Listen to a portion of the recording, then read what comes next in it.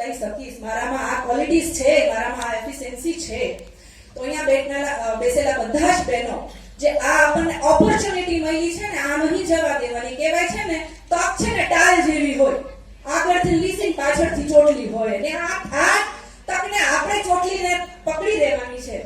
આપણામાં બેસેલા હરેક બહેનોને આ વસ્તુ પર આજથી કામે લાગી જવાનું છે કે જો મારામાં એફિશિયન્સી હોય ને તો હું હરેક જગ્યાએ મારી જાતને હું પ્રૂફ કરીને બતાવીશ.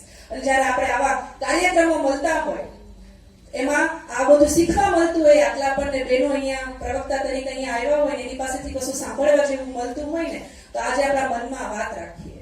બીજી વસ્તુ કે આપણામાં એક વસ્તુ છે ને, કહેવત છે કે સ્ત્રી સ્ત્રીની દુશ્મન હોય. આપણે આને 2047 સુધી ખલાસ કરી દેવું છે. આ વાળું વાક્ય એક છે કે સ્ત્રીની બુદ્ધિ પગની પાનીએ, અને બીજું છે સ્ત્રી સ્ત્રીની દુશ્મન. આ બે કહેવતોને આપણે છે ને જવા દેવાની છે. તો તે કઈ રીતે કે જ્યારે હું આ વાત કરું કે બહેનોને આપણે એમ્પાવર કરવા જોઈએ ને સશક્તિકરણ કરવા જોઈએ, પણ જ્યારે મારી જ બહેનો કઈ ગૃહ ઉદ્યોગના કામ કરતી હોય અને હું શું કરું તો કે હું એને મદદ ના કરું. હું શું કરું તો હું બુટીકની સાડી લઈશ, પણ હું ગૃહ ઉદ્યોગના બહેનોની સાડી નહીં લઉં. હું મોંઘા કેકના ઓર્ડર આપીશ, પણ મારી બાજુમાં કોઈ બેકિંગ કરે છે એ બેનને હું સપોર્ટ નહીં આપું. મારી બાજુમાં બેન કોઈ સીવણ કામ કરે છે, હું એને સપોર્ટ નહીં આપું. તો સાચું સશક્તિકરણ કોને કહીશું કે જ્યારે એક બેનને આગળ લઈ જાય, એને જ એમ્પાવરમેન્ટ કહેવાય.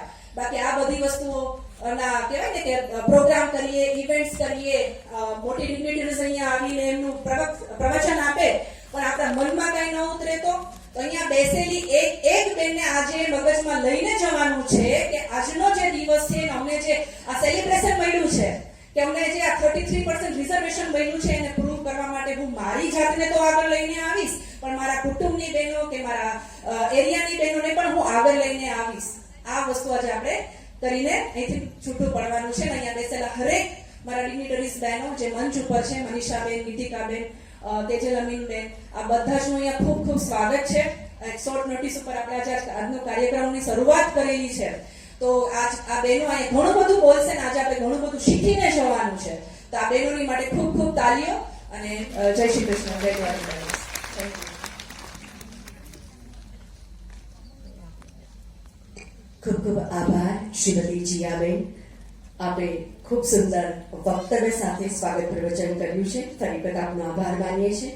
અને હવે આપણા વચ્ચે આપણા જ વડોદરાના ખૂબ જ લાડકા, પ્રેમાળ અને વડોદરા શહેર વિભાગના ખૂબ જ લોકપ્રિય માનનીય ધારાસભ્યશ્રી, અને જેમણે બે વખતથી આપણી વિધાનસભામાં જે પ્રતિનિધિત્વ કરે છે, આમ તો 3 થઈ પણ 2 ટર્મથી તો બેન આપણા એ છે કે આ મહિલા બાળ એક જ વિભાગ એમને ફરીથી મળ્યો છે.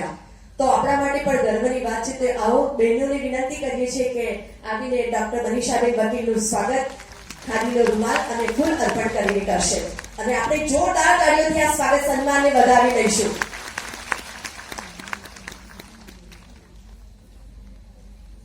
ખાદીને એનહાન્સ કરવાનું અને ગુલાબનું પુષ્પ એટલે પ્રેમનું પ્રતીક છે, એ અર્પણ થયું છે. ખૂબ બધી તાળીઓ થઈ જાય ફરી એક વખત. સાથે જ આપણા વચ્ચે મંચ ઉપર ઉપસ્થિત શ્રીમતી તેજલબેન અમી, પારુલબેન બેંકર, ગીતિકા બહેન પટેલ, આ તમામ સન્માનીઓનું પણ સન્માન આપણી બહેનો કરશે. સાથે જ ઉપસ્થિત એવા જીયાબેન, હેમાલીબેન, તમામ બહેનો દ્વારા સ્વાગત. આજે સંપૂર્ણ કાર્યક્રમ બહેનોને સમર્પિત